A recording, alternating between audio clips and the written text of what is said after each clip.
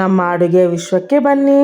Sweet corn ಅಂದ ತಕ್ಷಣ ಬೇಯಿಸ್ಕೊಳ್ಳೋದು ಹುರ್ಕೊಳ್ಳೋದು ಮಾಡ್ತೀವಲ್ಲ, ಈ ಸಲ ಹಂಗಾಗದೆ ಕ್ರೀಮಿ ಕಾರ್ನ್ ಮಾಡ್ಕೊಂಡು ತಿನ್ನೋಣ. ಕಾರ್ನ್ಫ್ಲೆಕ್ಸ್ನ ಒಂದು ಜಾರ್ಗೆ ಹಾಕ್ಕೊಳ್ಳಿ. ಈ ಥರ ಕಚ್ಚ ಪಚ್ಚ ಆಗಿ ಮಿಕ್ಸಿಗೆ ಹಾಕ್ಕೊಳ್ಳಿ.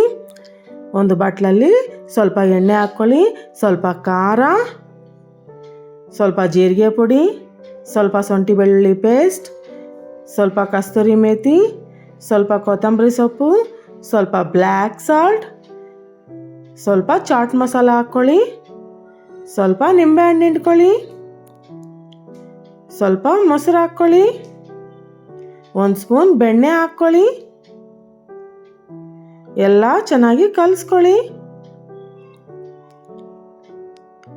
ಈಗ ಇದನ್ನು ನಾವು ಬೇಯಿಸ್ಕೊಂಡಿರ್ತೀವಲ್ಲ ಕಾರ್ನ್, ಅದಕ್ಕೆ ಹಚ್ಕೊಳ್ಳಿ.